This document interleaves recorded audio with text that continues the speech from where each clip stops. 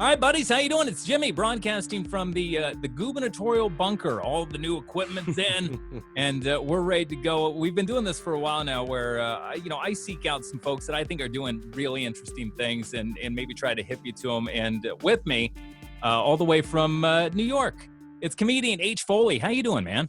I'm doing good, brother. It's good to see you, man. Thank you so much for having me on. I appreciate being here. I appreciate you doing it. It's fun to be in this situation where I start flipping around YouTube, or I get on one of the podcasting apps and go like, oh, I really like what this guy's doing. And I live in a world now where I can kind of reach out to that person and talk to him, and that's always fun for me, and it helps me kind of shed some light on things that I like. You have got a new podcast called Are You Garbage? And this is that's right. This has been nonstop around my house. It's either playing on one of my, on my phone or my wife's phone, or we've got it on the TV on YouTube.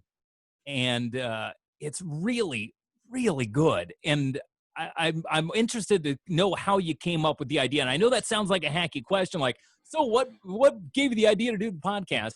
But I want to know how much thought was put into it, or if you just stumbled into what I think is one of the better ideas I've heard in a long time. Explain how the podcast came about.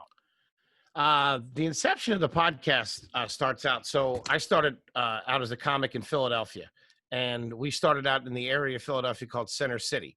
So when me and all my friends, our little crew moved up here, we started a podcast called the Center City Comedy Podcast. This isn't our first rodeo. We've tried and failed many a times. This is the first one to kind of show some sign of moving forward, which is exciting. And it's just a matter of just, narrowing down who you are specifically every time. We just were able to chisel away more and more. And, we're all kind of garbage from Philadelphia. And me and Kevin Ryan really, really love the idea. He's my partner and my co-host on the podcast. And, we have similar backgrounds. Grew up in the suburbs. His parents had a little money, but they didn't have a little money when he started out. And we just kind of had this thing that, like, everybody's trashy. Everybody has something that they do that, like, they learn from their family or where they came from or what they do now that just makes them garbage. And we kind of celebrate it. So, we always make fun of each other for anything. Like, I have an above ground pool at my parents' house, but my parents built a deck around it. So it's an above ground, in ground. So that's complete trash right there. So they always tease me about that. And one day I was just, I was like, man, that's, we should really dig into that. So we did it once together on the old Center City Comedy Podcast, which doesn't exist. And we just asked each other, and we were dying. Like, we were just like, the first question was, we asked one of our buddies, what was the name of the grocery store that your mom went to growing up? And he said McGruber's. And we were just like, ugh, McGruber's. You know what I mean? Like, shit like that. That's as bad as the Piggly Wiggly, I think. No, exactly. That's worse than a Piggly Wiggly. So it kind of came from there. And then, Kevin and I, had a couple different ventures that we did. Like I said, a lot of trial and error. And then maybe like 6 months ago, we came to each other literally at the same time. We were both working at New York Comedy Club here in New York City, like on a Saturday night. And I had been kind of thinking about it a little bit. Like, what if we make Are You Garbage the podcast instead of playing Are You Garbage on another podcast? You know what I mean? Yeah. So we literally both bumped into each other on a Saturday night doing a show at New York Comedy Club. And he goes, I have a good idea. And I'm like, what's so crazy? I think I have a good idea too. And we literally said it at the same time. We were like, let's make Are You Garbage a podcast and just show how, there's nothing to be afraid of. There's nothing to hide from. We're all trash. And we thought, let's bring on, people's favorite comedians and let them have that peek into their life. Because it's interesting, like, how everybody grew up. You know what I mean? Yeah. Whether you're rich, whether you're poor. And that's what makes this work. Because 90% of podcasts, at least 90% of the podcasts I listen to, are let's put four comedians in a room and have them discuss the events of the day. Which is fine. And I love Legion of Skanks and High Society Radio and Tuesdays with Stories all down the line. But you can only do so much of that, and it becomes so incestuous after a while where, okay, here, I listened to 5 podcasts that all had, Louis J. Gomez on it this week. Well, he's great. Love Louis. I love Louis as well, but talking about sort of the same things And what you guys have done, you've created this thing that is not topical in any way. Mhm. It really in no way divisive, because you're just finding out about somebody's childhood. And in that, I listened to Mark Norman talk about his childhood, and I go, How "Oh, crazy is that? my family did that too." Wow. Mhm.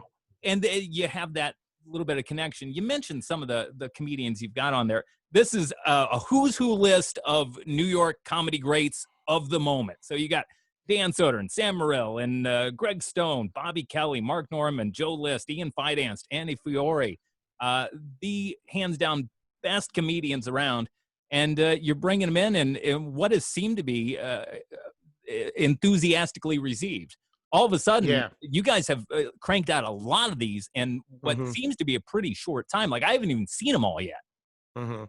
Yeah, so we started right before the pandemic, and just as far as the format of the show, like you were saying, just how it's a little bit different. We just wanted to structure it, and so we bring the comedian on, we talk about, get an idea of where they grew up, just for like 5-10 minutes, and then we just start hitting them with questions, and the questions lead to stories, and it's very nostalgic, and it's funny that we can see every time when all of a sudden the game kicks in with them, and they're like, oh.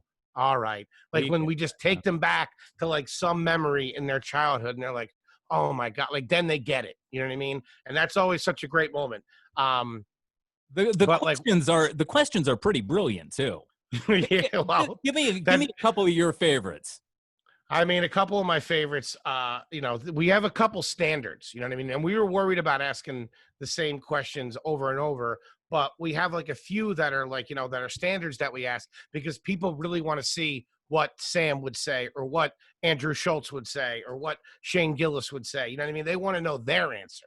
And like one of the reoccurring ones is, did you grow up having milk for dinner? Now, Kevin, my co-host, Kevin Ryan, thinks that's the trashiest thing ever. But I grew up Milk with drinking. dinner's garbage Is it? Oh, for man. sure. Yeah. So we do stuff like that. A big one with me is, have you or any member of your family ever had turkey on any other day but Thanksgiving? If you're having a turkey for like a whole turkey for dinner one night, you're trash. All So right, things I like gotta that. mark myself down. I made a turkey like 2 weeks ago. Yeah, and what's funny is that, we take everything from our lives, like what we see, like we really, just as you experience things, like I was just home with my parents for 3 weeks. We just got out of New York. We went down there for a little while, and it was like every day something was coming up. You know what I mean? Like, when you were growing up, did your family have an electric bug zapper in the backyard? I, Because I, that remember I remember still miss how that sound. That oh thing yeah. sounds like summer. Exactly. So it's things like that, man. And the response has been amazing. I didn't think it was going to hit such a nerve, but it really did. And as far as like going back to what you were saying about not being the decisive or divisive, is we really wanted something that brought people together and celebrated the things in our childhood and growing up and all that stuff that really binds us. Like, you could be a city kid that grew up in the middle of Brooklyn, or you could be a kid that grew up in a middle class neighborhood in Ohio, and you're like, oh my God, my parents did the same thing, or my family act the same way, or I do things like that now. You know what I mean? It's a really just kind of a positive thing celebrating it. So it's Yeah. it's good, and we feel like now especially it's more of a time for escapism than it is for calling out the differences between us and all that kind of crap.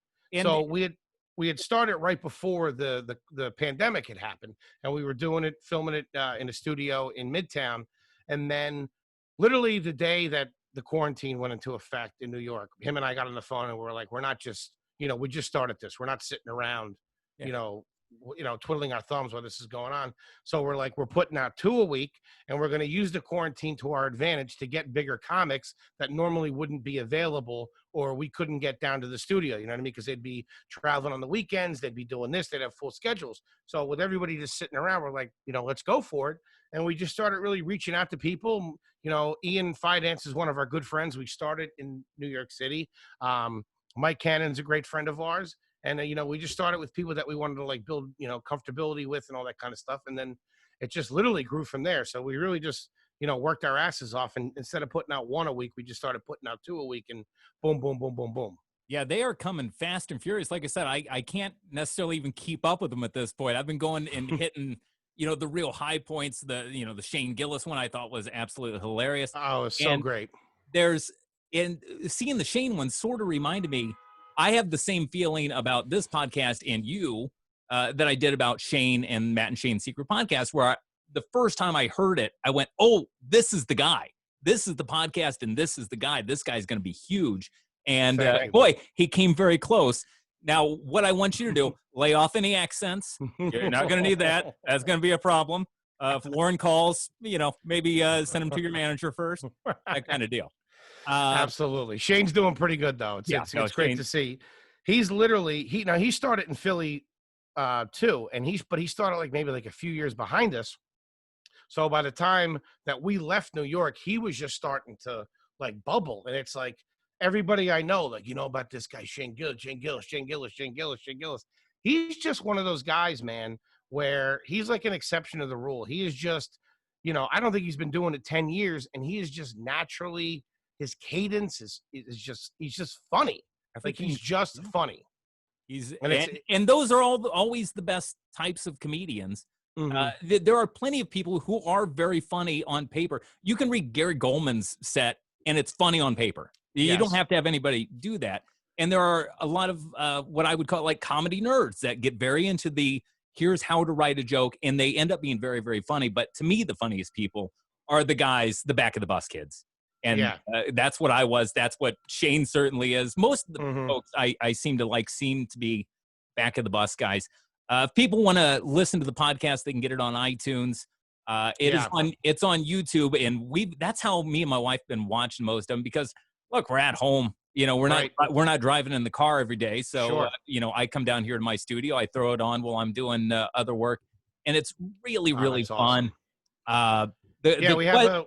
We got the YouTube channel up, and you can hear it's not just on iTunes. It's anywhere that you basically get podcasts. We're on Spotify.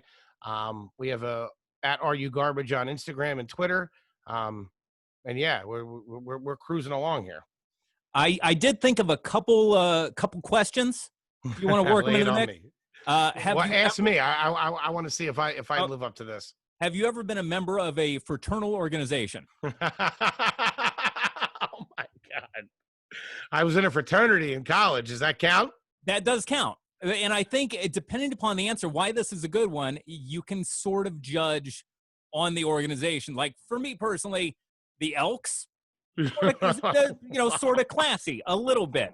The Moose Lodge, garbage. That kind of thing. American Legion, classy. Yeah. And the Eagles, not so much. Yeah, I remember my dad. One of my dad's friends thought that he was gonna, get into the Illuminati by joining the Freemasons. Yeah.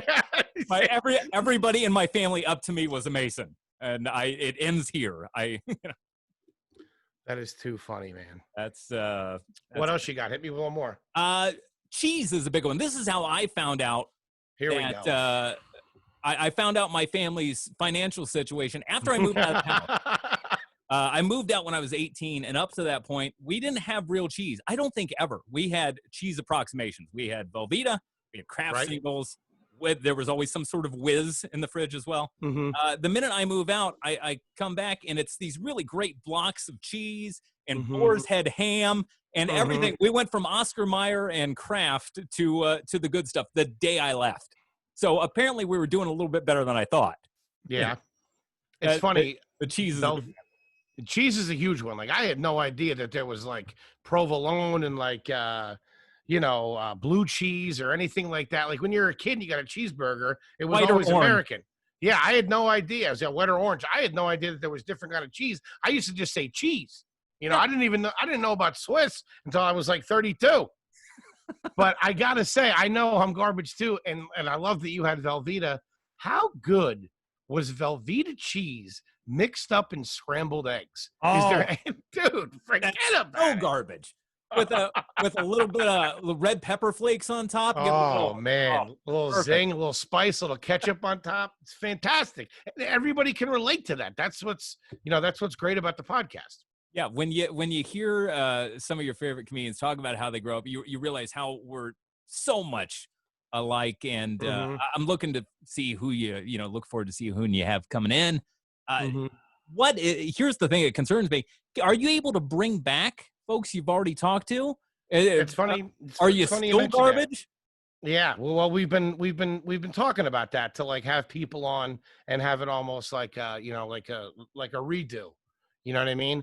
Yeah. And I think once we move past, once we have everybody kind of locked down as far as their childhood, then you can really start digging into like what they've learned and things they do now. Because one of the things that we've seen is that if somebody grew up garbage, they either are total garbage now as an adult, or they've really worked hard to distance themselves from that. Yeah. You know what I mean? And like never do those things that their parents had to do or did do growing up. But what's even funnier is that there's some things that you just can't escape. It's like a lot of times people will be like, yeah, I caught myself the other day doing something that my dad used to do, like, fighting with a leaf blower or something like that, you know? That's great. Well, I really enjoyed the podcast. I think you guys are doing an amazing job. I can't wait to hear all Thank you. the ones that I haven't already got to, and maybe down the road we'll talk again. But I want I to hope go. so. Let's do it. It's called "Are You Garbage?" Go watch it on YouTube. You got extra time right now. Go watch it on YouTube. Check out the Shane Gillis episode. Check out Mark Norman, Joe List. They're all great. The And best. Mr. H. Foley, I appreciate you taking the time to talk to us, man. Jimmy, I really appreciate you having me on, man. Thank you so much, brother, and be safe, okay? All right, we'll see you down the road. Thank you, buddy.